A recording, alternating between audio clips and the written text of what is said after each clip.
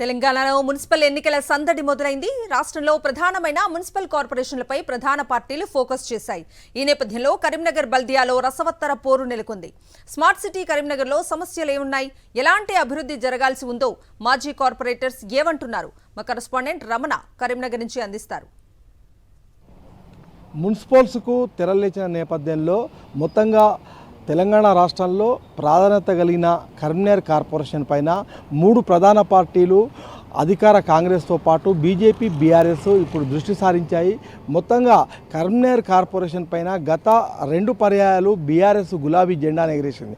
అయితే ఈసారి ఆ జెండా ఎవరు ఎగరవేయబోతున్నారు అనేది ఒక ఆసక్తి నెలకొంది. ఈ నేపథ్యంలో మనతో పాటు ఇక్కడ మాజీ కార్పొరేటర్స్, నాయకులు ఉన్నారు.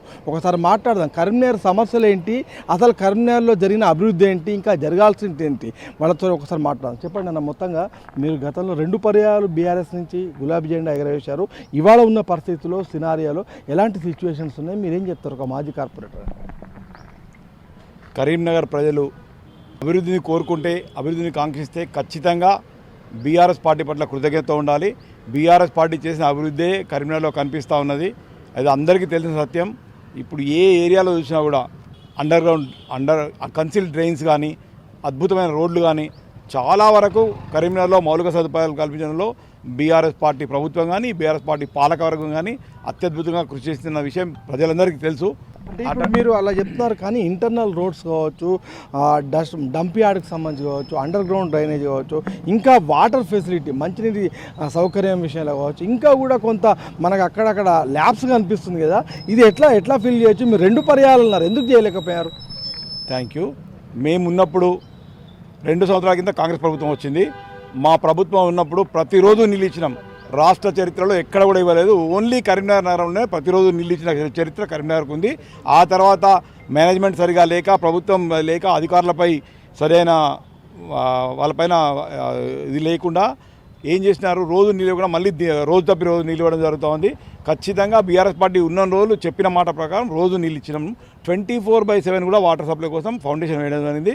అదే రోజు కేంద్ర మంత్రి మనోహర్ లాల్ ఖట్టర్ గారు వచ్చి డంప్ యార్డ్ సమస్యను ఖచ్చితంగా తీర్చేస్తా నేను కేంద్ర పట్టణాభివృద్ధి శాఖ మంత్రిగా హామీ ఇచ్చినారు వారు.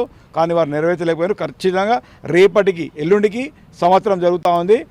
సంవత్సరం వరకు అసలు దాని గురించి ఫైల్ లేదు కదా, అసలు దాని గురించి మా ప్రస్తావనే లేకుండా పోయింది. మన కేంద్ర మంత్రి బండి సంజయ్ గారు ఉన్నారు, వారు దాని పట్ల శ్రద్ధ తీసుకొని ఖచ్చితంగా చేయాలని చెప్పి చాలామంది చాలా కోరడం జరిగింది. కానీ వారు, కేంద్ర ప్రభుత్వం వారు కానీ, రాష్ట్ర ప్రభుత్వం కానీ దాని పట్ల స్పందించలేదు. దాని పట్ల ఒక నయా పైసా ఖర్చు పెట్టి కనీసం ప్రాజెక్ట్ రిపోర్ట్ కూడా తయారు చేయించలేదు, దాన్ని తీసేయలేదు.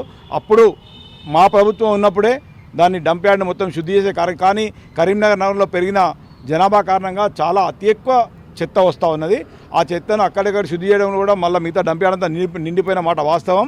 ఖచ్చితంగా దాన్ని శుద్ధి చేయాలి. అదేవిధంగా డంప్ యార్డ్ వేరే చోటు ఖచ్చితంగా ఈసారి గట్టి పోటీ ఉండబోతుంది. ముఖ్యంగా 3 పార్టీలు, ఇటు అధికార కాంగ్రెస్తో పాటు బీజేపీ, అదేవిధంగా గతంలో 2 పర్యాయాలు మేయర్ ఎన్నికలో గెలిచి మున్సిపల్ కార్పొరేషన్ పైన గులాబీ జెండాను రెపరెపలాడించిన బీఆర్ఎస్ పార్టీ, ఈ 3 కూడా గట్టి ఫైట్ను ఎదుర్కొంటాయి. ఖచ్చితంగా కరీంనగర్ కార్పొరేషన్లో ఖచ్చితంగా ఒక ఆసక్తికరమైన పోటీ అయితే మనకు కనిపిస్తుంది. ఈ నేపథ్యంలో ఇక్కడ మున్సిపల్ ఎన్నికల తంతు మాత్రం మనకు రసవత్తరంగా కనిపిస్తుంది.